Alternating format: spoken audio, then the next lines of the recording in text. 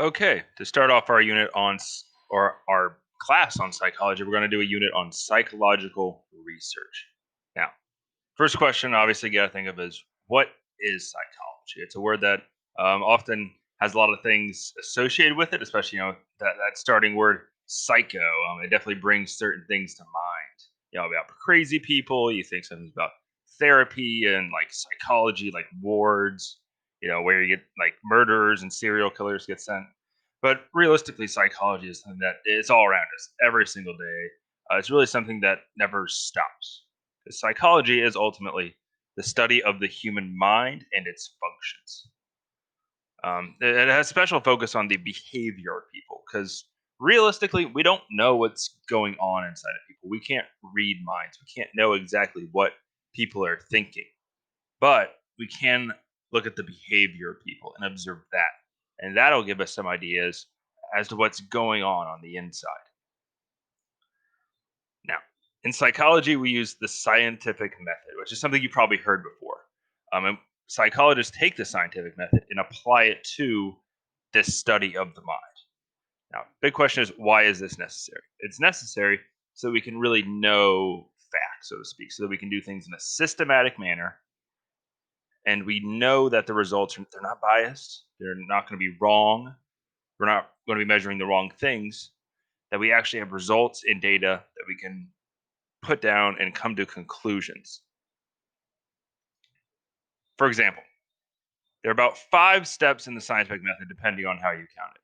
Here we can see a scientific method go through with plants and fertilizer. Okay. First, it starts with an observation. You can see, you got some soil. This person here is trying to just plant some plants, and they're trying to think what type of fertilizer works the best. This is the first part, asking a question. In psychology, we ask questions about the human mind and human behavior and how humans act. And this one, of course, we're talking about plants. So, what kind of fertilizer works best?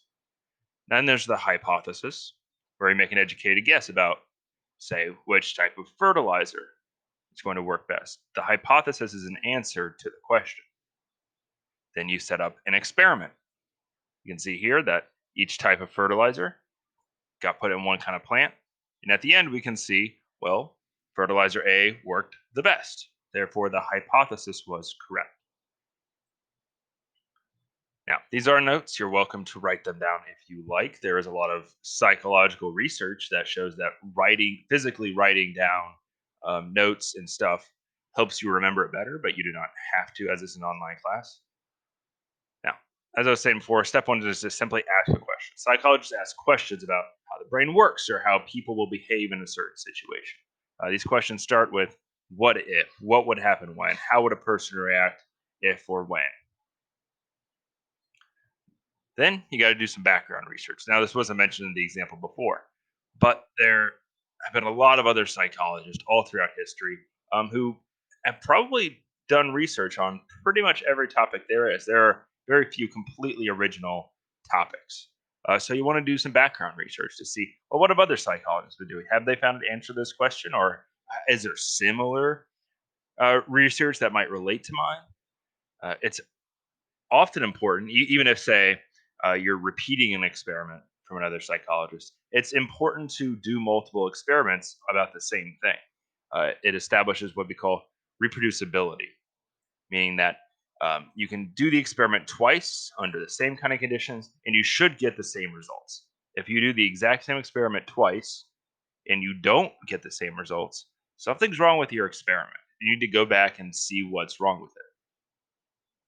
Step three is to construct the hypothesis. That word we came up before. Hypothesis is a prediction of the answer to the question.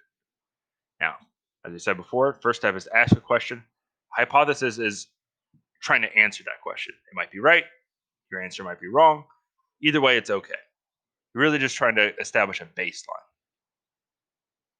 Step four is to create the experiment.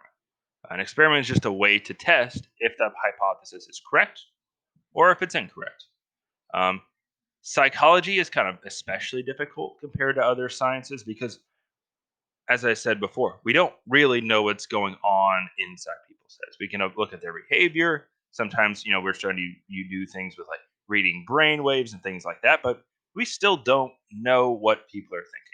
And so we got to be careful with how we construct our psychology experiments to make sure that we're measuring what we want to measure, and that our experiment is going to be accurate and not flawed or biased. Step five is to analyze the results and draw conclusions. At the end of an experiment, you're going to get information, and this is called data. In the example before, with the plants, the data is, well, how tall and healthy each plant was. That's the information. And you need to take the data and organize it and portray it in a way that you can come to conclusions, that you can figure out if your hypothesis is right or wrong.